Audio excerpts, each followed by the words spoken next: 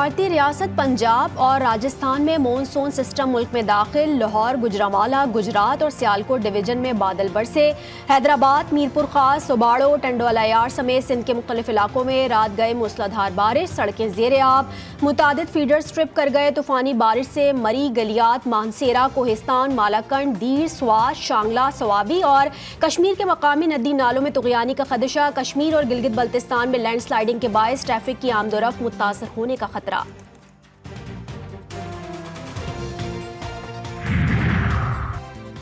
کراچی والوں کے لیے اچھی خبر، شہر میں سمندری ہوائیں مکمل بحال، ہوا کا کم دباؤ ختم ہو گیا۔ آنے والے دنوں میں موسم ابر آلود رہے گا۔ شہر میں آج شام یا رات میں ہلکی بارش اور بوندا باندی ہو سکتی ہے۔ محکمہ موسمیات کے مطابق شہر میں 30 جولائی سے بارش کا ایک اور سپیل متوقع ہے۔ اگست میں کراچی میں اچھی بارش ہوگی۔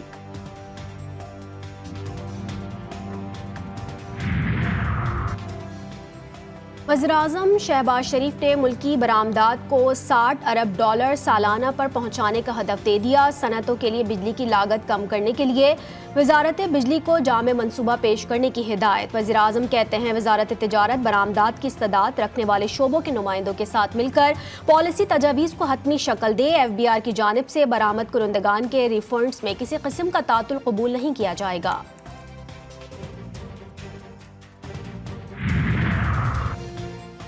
وفاقی وزیر خزانہ محمد اورنگزیب 3 روزہ دورے پر آج چین روانہ ہوں گے۔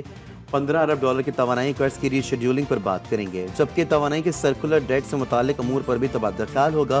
قرض کی ری شیڈیولنگ کے لیے پاک چین مشترکہ ورکنگ گروپ قائم ہونے کا امکان۔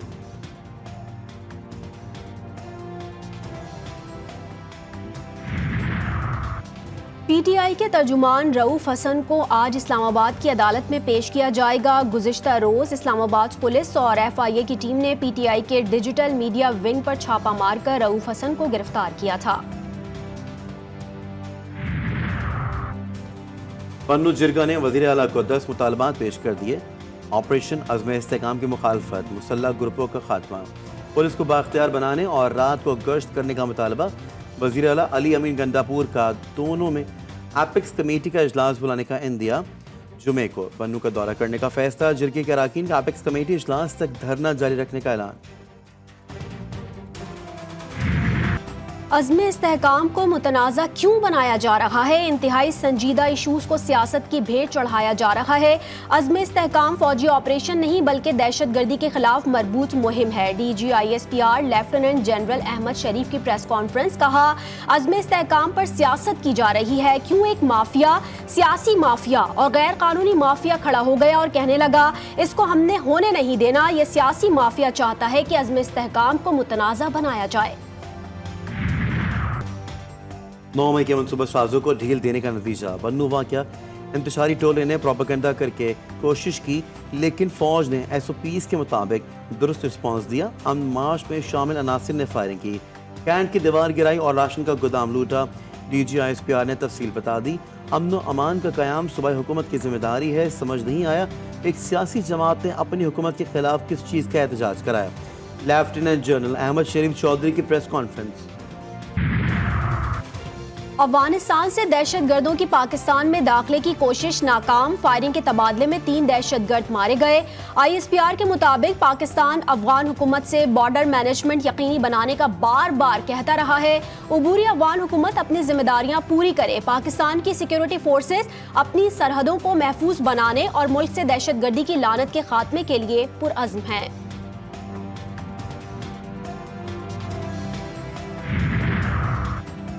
غیر ملکی شہریوں کی سیکیورٹی کے لیے اہم فیصلہ، 4 بڑے منصوبوں کی سیکیورٹی مکمل طور پر فوج کے حوالے۔ مومن ڈیم اور داسو ہائیڈرو پاور پروجیکٹ کی سیکیورٹی فوج کے سپرد۔ K4 اور دیا میر بھاشا ڈیم کی سیکیورٹی بھی پاک فوج سنبھالے گی۔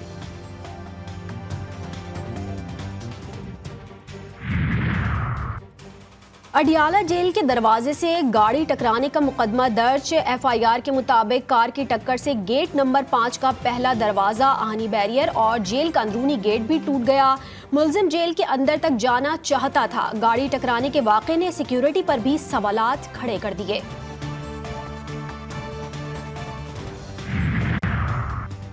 ترکمانستان کے وزیر خارجہ کی دفتر خارجہ آمد، نائب وزیر اعظم اور وزیر خارجہ اسحاق ڈار نے استقبال کیا۔ دونوں رہنما دو طرفہ سیاسی مشاورت کے علاوہ عالمی اور علاقائی پیش رفت پر تبادلہ خیال کریں گے۔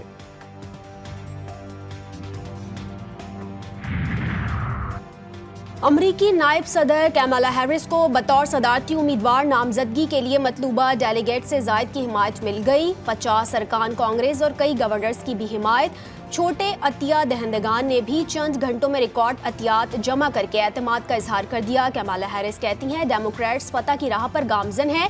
انہوں نے اپنے حریف ڈونلڈ ٹرمپ کو مجرم اور وحشی قرار دیا۔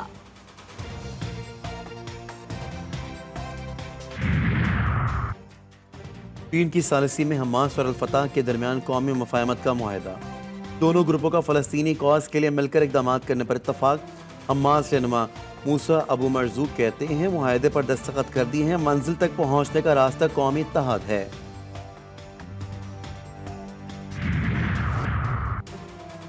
حزب اللہ نے شمالی اسرائیل پر درجنوں راکٹس اور آرٹلری شیلز برسا دیے۔ رمتھا، السماکہ اور زریت میں فوجی اڈوں اور بیرکس کو نشانہ بنایا۔ مغربی گلیلا میں صہیونی فوج کے نئے قائم کردہ ہیڈ کوارٹرز پر کامکس ڈرون سے حملہ کیا۔ متعدد صہیونی فوجیوں ہلاک اور کئی زخمی ہونے کی بھی اطلاعات۔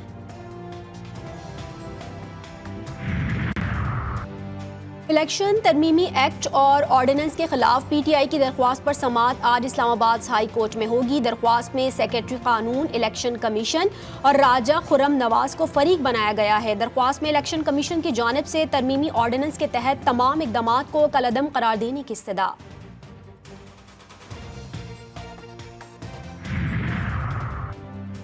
بانی پی ٹی آئی کی اہلیہ بشرا بی بی نے خفیہ مقدمات میں ممکنہ گرفتاری چیلنج کر دی۔ لاہور ہائی کورٹ میں دائر درخواست پر سماعت آج ہوگی۔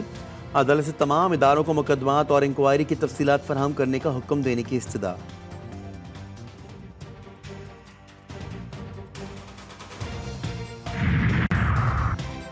بجلی صارفین سے جون کے بلز میں اضافی وصولیاں۔ ماہانہ اور سہ ماہی ایڈجسٹمنٹ کی مد میں صارفین کی جیبوں سے 70 ارب روپے نکال لیے گئے۔ عوام سے فی یونٹ 8 روپے 14 پیسے کی اضافی وصولی۔ نیپرا اور پاور ڈویژن کے حکام نے بجلی تقسیم کار کمپنیز کی کارستانیوں پر چپ سادھ لی۔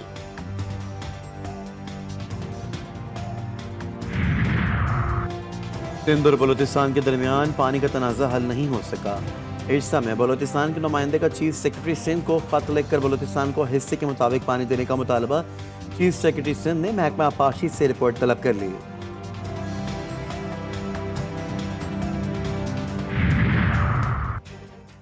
فیصل آباد کے علاقے سمندری میں دوہرے قتل کی واردات، 16 سالہ لڑکی سمیت 2 افراد قتل، ملزم فرار۔